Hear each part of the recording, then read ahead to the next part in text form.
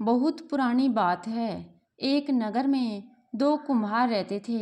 एक दिन उनकी पत्नियां कोई खास मिट्टी लेने के लिए जंगल में गईं, जो उनके पतियों को कुछ खास बर्तन बनाने के लिए चाहिए थी।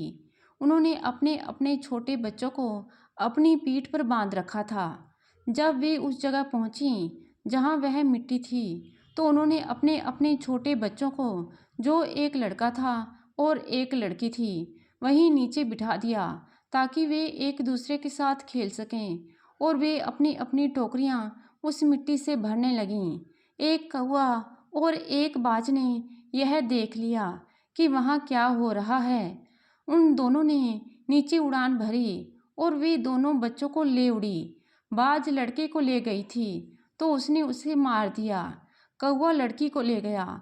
उसने उसे जंगल के एक दूर के हिस्से में ले जाकर एक पेड़ के खोल के तने में रख दिया।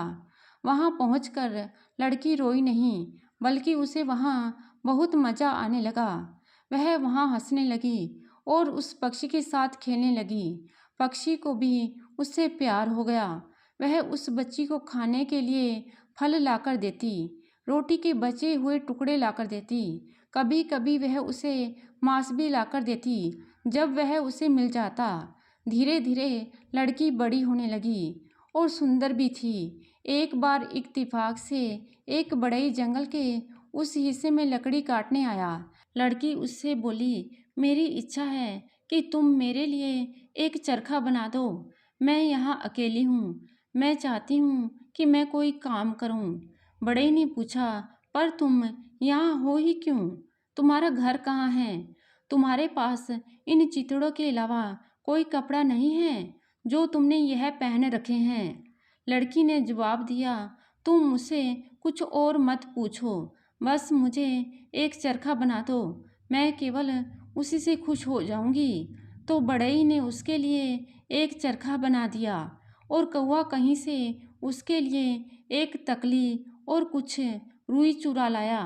अब बस उस लड़की के पास सब कुछ था। कुछ दिनों के बाद ही वहाँ का राजा शिकार खेलने के लिए उस जंगल में आया।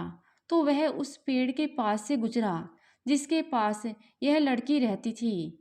तो वहाँ उसने किसी के सूत काटने की आवाज़ सुनी। उसने अपने नौकरों से कहा कि इस अकेली जगह में कौन रहता है? मुझे किसी के सूत काटने की आवाज़ सुनाई पड़ रही है।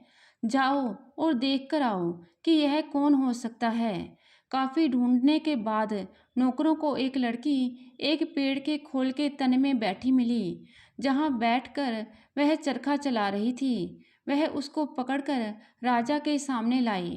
राजा ने उसके बारे में सब कुछ मालूम किया और उसकी कहानी और उसकी सुंदरता से इतना प्रभावित हुआ कि उसने उससे अपने महल चलने के लिए और उससे अपनी रानी बनकर रहने के लिए कहा। राजा की 6 पत्नियां पहले से ही थीं। अब यह कौवा लड़की उसकी 7वीं रानी हो गई। उसकी सब रानियों के अलग अलग महल थे और अलग अलग दासियां थीं। एक दिन राजा ने सोचा कि सब रानियों के हुनर का इम्तिहान लिया जाए। तो उसने उन सबको अपना अपना कमरा सबसे अच्छा सजाने का आदेश दिया। उसकी बड़ी 6 रानियां तो साधारण तरीके से अपना कमरा सजाने में लग गईं। उन्होंने कई तरह की तस्वीरें और सजावट का सामान खरीदा। गुलाब के इत्र से अपने कमरे की दीवारें पोंछीं। पर उस 7वीं रानी ने इस बारे में अपने प्यारे कौवे की राय पूछी। कौवे ने कहा, तुम बिल्कुल परेशान ना हो, कहकर वह वहाँ से तुरंत ही उड़ गया और अपनी चोंच में एक जड़ी बूटी दबाकर लौटा। वह उसने उसे लाकर दी और कहा, लो यह जड़ी बूटी लो और इसको पीसकर अपने कमरे की दीवारों पर मल दो, तो वे दीवारें सोने की तरह से चमक जाएंगी। लड़की ने ऐसा ही किया तो उसका कमरा तो सोने की तरह से चमक उठा। उस पर तो किसी की नज़र ही नहीं हटती थी। जब राजा की दूसरी रानियों ने यह सुना तो वे तो बहुत जल भुन गईं। हालांकि उन्होंने अपने अपने कमरे गुलाब के इत्र से धोए थे, उनमें सुंदर महंगे कालीन लगाए थे, बहुत शानदार फूलों के गुलदस्तों से सजाए थे, पर फिर भी उनके कमरे उस 7वीं रानी के कमरे से सुंदरता में उसका 100वां हिस्सा भी नहीं लग रहे थे। उन्होंने उससे पूछा, तुमने अपने कमरे को इतना सुंदर बनाने के लिए क्या किया? पर कौवा लड़की ने उन्हें कुछ नहीं बताया। जब राजा ने अपनी 6 बड़ी रानियों के कमरे देख लिए तो वे उनसे बहुत खुश हुए। फिर वह कौवा लड़की के कमरे में आया तो उसको देखकर तो वह खुशी और आश्चर्य से भर गया। उसने उसे अपनी पटरानी बना लिया और बाकी सबको भूल गया। राजा की इस नज़रअंदाजगी ने दूसरी रानियों के दिल में उसकी 7वीं रानी के प्रति जलन और बढ़ा दी। हालांकि पहले से ही वे बहुत बुरी थीं, पर इस घटना के बाद तो वे 7वीं रानी से बहुत जलने लगीं और उसे मारने का जाल रचने लगीं। अपने इस काम को पूरा करने के लिए उनको जल्दी ही मौका मिल गया। एक दिन वे सब नदी में नहाने जा रही थीं, तो उन लोगों ने तय किया कि वे उस 7वीं रानी को पानी में धक्का दे देंगी और राजा को बोल देंगी कि वह अचानक पानी में डूब गई। अपनी इस तरकीब के अनुसार जब वे गहरे पानी के पास पहुंची तो उन्होंने 7वीं रानी को एक जोर से धक्का दिया। रानी पानी में डूब गई।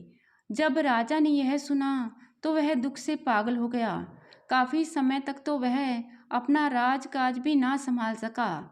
उसने अपने आप को एक कमरे में बंद कर लिया और किसी से मिलता जुलता भी नहीं था। पर किस्मत ने रानी की मौत अभी नहीं लिखी थी। वह 7वीं रानी मरी नहीं थी जैसा कि दूसरे लोगों ने सोचा था।